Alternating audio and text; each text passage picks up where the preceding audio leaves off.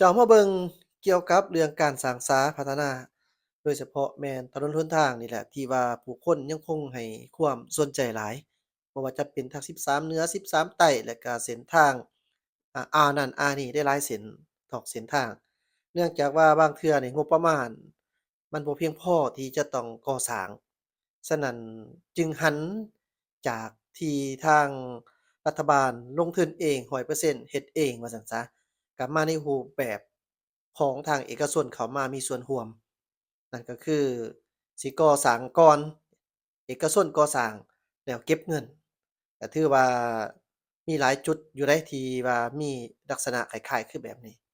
แต่ว่าผู้คนนี่แหละเจ้าท่านผู้ชมที่ว่าให้ความสนใจและก็ออกมาแสดงความคิดความเห็นต่างๆนานาเป็นจำนวนหลายเนื่องจากว่าเส้นทางหลวงอาแม่นว่า ปกติก็จะแม่นว่าบ่เก็บเงินถ้าว่าเป็นเส้นทางด่วนเส้นทางหลวงเนาะแต่ว่าถ้าหากว่าเอกชนสัมปทานในการก่อสร้างหรือว่าก่อสร้างก่อนแล้วค่อยเก็บเงินตามหลังอันนี้หลายคนก็ให้ความสนใจว่าแล้วทางหลวงจะเปลี่ยนชื่อเป็นทางอิหยังประมาณนั้นจ้ะท่านผู้ชมที่เราจะลงให้เบิ่งบ่แม่นว่าเรามาเพื่อเป็นประเด็นอิหยังเด้อนี่เอาตามข่าวสารข่าวก็ข่าวทางเพจของทาง เป็นถือว่าเป็นข่าวของทางอันภาครัฐบาลเนาะที่ว่าเพิ่นได้ลงโดยเฉพาะแม่นหนังสือพิมพ์ลาวพัฒนานี่เจ้าท่านผู้ชมเพิ่นได้ให้ข้อมูลว่าทางกระทรวงโยธาธิการและขนส่งแขวงเวียงจันทน์ได้มีการเซ็น MOU กับทางบริษัทเอกชนเพื่อศึกษาสำรวจออกแบบโครงการเพื่อฟื้นฟูและบูรณะซ่อมแปลงเส้นทางหลวงแห่งชาติเลขที่13เหนือ ตั้งแต่เมืองกาสีไปหาชายแดนหลวงพระบางและคิดวิธีการเก็บค่าผ่านทางหมายความว่าให้บริษัทเป็นผู้ลงมือก่อสร้างและเก็บค่าทางประมาณนั้นเจ้าแผนกโยธาธิการและขนส่งทางแขวงเวียงจันทน์ได้รายงานว่าวันที่19ธันวาคม2025แผนกโยธาธิการและขนส่งแขวงเวียงจันทน์ ได้เซ็นบทบันทึกความเข้าใจ MOU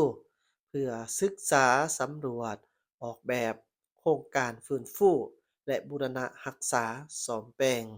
เส้นทางหลวงแห่งชาติเลขที่13เหนือตอนทางแต่เมืองกาสีแขวงเวียงจันทน์หาชายแดนแขวงหลวงพระบางร่วมลงนามมีท่านคำม่อนศรีสอนศักดิ์หัวหน้าแผนกโยธาธิการและขนส่งแขวงเวียงจันทน์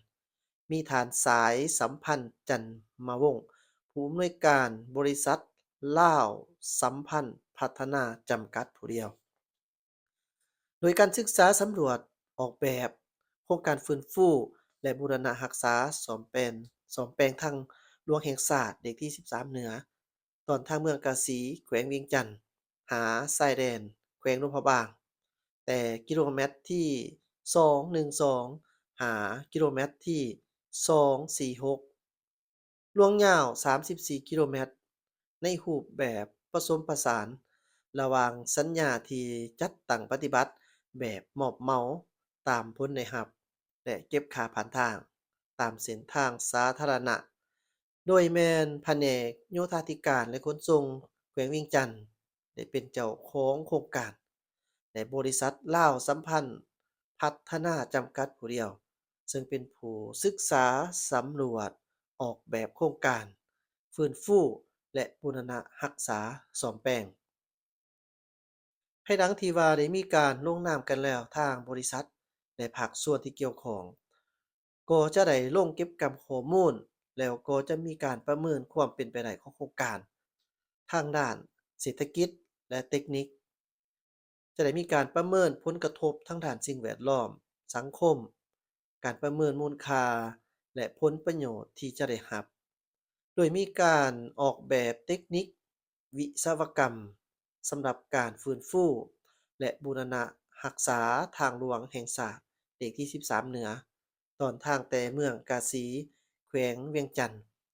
หาชายแดนแขวงหลวงพระบางจะให้รับน้ำหนักได้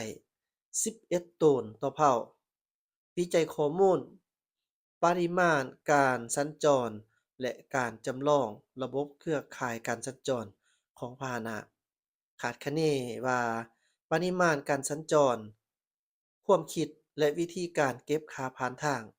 สำรวจและขึ้นบัญชีการสำรวจขึ้นบัญชีเส้นทางสำรวจขึ้นบัญชีจุดทางคบขึ้นบัญชีสำรวจสภาพของหัว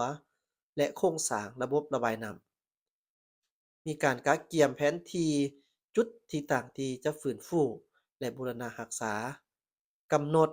และประเมินวัสดุแหล่งวัสดุก่อสร้างและสำรวจทางด้านธรณีศาสตร์และนาเวียกอื่นๆอีกจะใช้เวลาประมาณ6เดือนในการสำรวจเจ้านี้ถือว่าเป็นเนื้อในทั้งหมดที่เพิ่นได้ให้ข้อมูลเนาะย้ำอีกเทื่อหนึ่งว่ายังบ่ทันได้ก่อสร้างเทื่อแต่นี่แม่นเป็นการ จะศึกษาสำรวจออกแบบโครงการที่ว่าเว้าเรื่องความเป็นไปได้เนาะเพื่อฟื้นฟูบูรณะซ่อมแปลงเส้นทางหลวงแห่งชาติแห่งที่13เหนือในเมืองกาสีหาดทรายแดนหลวงพระบางแต่ถ้าหากว่ามีการประมูลเออขอโทษเจ้าถ้าหากว่ามีการประเมินและก็มีการสำรวจเป็นที่สำเร็จเสร็จสิ้นแล้วถ้าหากโครงการนี่บริษัทได้รับเหมาก่อสร้างแน่นอนแม่นเพิ่นก็จะมีการ เก็บเงินค่าผ่านทางส่วนว่าเท่าไรนั้นเรายังบ่ทันรู้เทื่อเนาะจ้ะท่านผู้ชมมาเบิ่งความคิดเห็นนี่เราก็ต้องได้คำนึงถึงความคิดเห็นของอ่าพ่อแม่พี่น้องประชาชนเนาะผู้ที่ได้เห็นข่าวต่างก็ได้มีการออกความคิดความเห็นที่แตกต่างกันเนาะโอเคแอดมินก็ขออนุญาตอ่านสำหรับผู้นี้เนาะเพิ่นบอกว่าเห็นแต่ประเทศลาวนี่แหละที่ว่ารัฐบาล บ่กลุ่มทาง อันนี้แม่นย้ำอีกเทื่อหนึ่งเด้อจ้ะท่านผู้ชมบ่แม่นมีจุดประสงค์เพื่อสร้างความเกลียดชังอันนี้แม่นเป็นความคิดเห็นของหลายๆคนเนาะว่าเป็นแนวใดเนาะเจ้าผู้นี้บอกว่าในที่สุดขี่รถไปทางใดก็สิได้เสียเงินค่าผ่านทางในแต่ละครั้งบวกเสียค่าทางประจำปีอีกมีแต่ศอกคิดศอกค้นศอกหาศอกเจาะศอกจิ้มศอกหาวิธีเก็บเอาเงิน นำประชาชนแต่มันก็ยังดีไปอีกแนวหนึ่งเพราะเพิ่นยังได้ให้ความสำคัญแก่ประชาชนและเห็นว่าประชาชนพวกเรา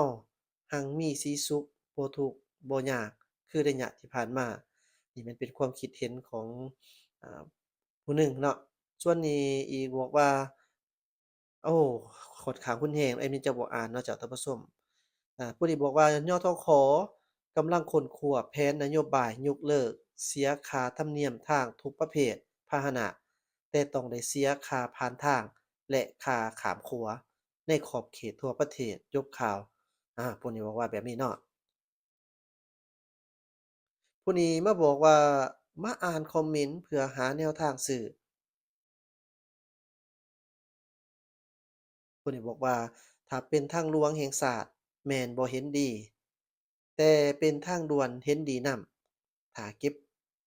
ประชาชนจะเสียค่าขนส่งและโดยสารเพิ่มขึ้นอีกอืมคอมเมนต์นี่บอกว่าต่อไปนี้ขี่รถขึ้นเหนือลงใต้คือสิแม่นได้เสียเงินแหละเนาะผลประโยชน์ล้วนๆบ่มีหยังมาปนเลยคนนี้บอกว่าใกล้ละใกล้สิบ่ได้เสียค่าทางแล้วติซั้นไปทางใดก็ได้เสียค่าผ่านทางเอาผู้นี้ บอกว่าพวกเราพากันมาสัมปทานแต่4แยกทางด่วนหา3แยกพ้นโฮกเอาจัก50ปีแล้วคนนี้บอกว่าข้อยคือสิตายอยู่นครบ่เวียงจันทน์นี่ล่ะบ่ไปไสล่ะเสียแต่เงินค่าทางประจำปีก็เสียบางคอมเมนต์ค่อนข้างรุนแรงเนาะเจ้าท่านผู้ชม ผู้นี้บอกว่าอีกบ่นานคือสิมีบริษัทใดหนึ่งที่จะมา MOU เส้นทาง13เหนือหลวงพระบางหาปากหม้องปากหม้องหาอุดมไส้ผมมีนี่บอกว่าคันสิเฮ็ดแบบนี้ก็บ่ต้องเก็บเงินภาษีนำประชาชนทุกกรณีประชาชนค้าขายก็บ่ต้องเก็บภาษีภาษีค่าไฟภาษีค่าน้ำภาษีที่ดินเสียค่าทางทุกอย่างที่เป็นภาษีให้รัฐห้ามเก็บไปก็ไปโกงกินซื่อๆแล้วนี่นะผู้นี้บอกว่าข้อยว่ามันบ่แม่นเรื่องบ่มีเงินดอกเรื่องอื่นต่างหาก ล่ะท่านผู้ชมคอมเมนต์นี่บอกเลยว่าค่อนข้างว่าดุเดือดพอสมควรมีผู้แสดงความคิดเห็นนี่ค่อนข้างแบบแรงเลยเจ้าท่านผู้ชมเป็นส่วนใหญ่หลายคนนี่ก็แบบว่าบ่เห็นดีเพราะว่าเขาเจ้าคิดว่าอันน่ะเนาะเส้นทาง13เหนือ13ใต้ซึ่งว่าเป็นเส้นทางกระดูกสันหลังของชาติเป็นทางหลวงว่าซั้นซะเนาะความหมายคำว่าทางหลวงก็คือแม่นเส้นทางที่ว่าเวลาเราใช้ทาง เราจะบ่เสียเงินค่าผ่านทางเนื่องจากว่าเพิ่นเก็บเงินค่าทางประจำปีแล้วนี่ความคิดเห็นของหลายคนเว้าแบบนั้นเนาะเจ้าท่านผู้ชมส่วนว่าจะเป็นจั่งใดหั้นก็ให้ท่านผู้ชมอยู่ที่2 Q&A Channel ช่วยคอมเมนต์เติมนะเจ้าแต่ขอความกรุณาให้ใส่คอมเมนต์แบบมีลักษณะอ้อมน้อมถ่อมสร้างสรรค์เนาะเจ้าบ่ป่วยบ่ทาดเอาเหตุเอาผลมารวมกันมันจะดีก่อนเนาะเจ้าเชื่อมั่นว่า อาจจะมีผู้หลักผู้ใหญ่เพิ่นเข้ามาอ่านเพิ่นก็สินำไปพิจารณาก็เป็นไปได้ถ้าหากว่าในการคอมเมนต์ในเชิงรูปแบบที่ค่อนข้างแรงและก็หยาบคายอะนะเจ้าท่านผู้ชมเรื่องนี้รับรองว่าบ่มีไผอยากฟังหรอกเพราะว่ามันบ่มีเหตุผลมีแต่ใส่ความรุนแรงหลายกว่าประมาณเนาะเจ้าท่านผู้ชมขอบใจที่ตามรับชมผิดพลาดประการใดขออภัยย้ำอีกเทื่อหนึ่งที่มาลงแบบนี้ให้เบิ่งนี่บ่แม่นว่าเป็นการที่สร้างความ บ่เห็นดีหรือว่าสร้างความให้ผิดเถียงกันจากท่านผู้ชมแต่ว่านี่เราก็ต้องการอยากเห็นทั้งสองด้านระหว่างเบื้องผู้ที่ลงทุนและหรือว่าผู้เจ้าของโครงการและก็ประชาชนเนาะเจ้า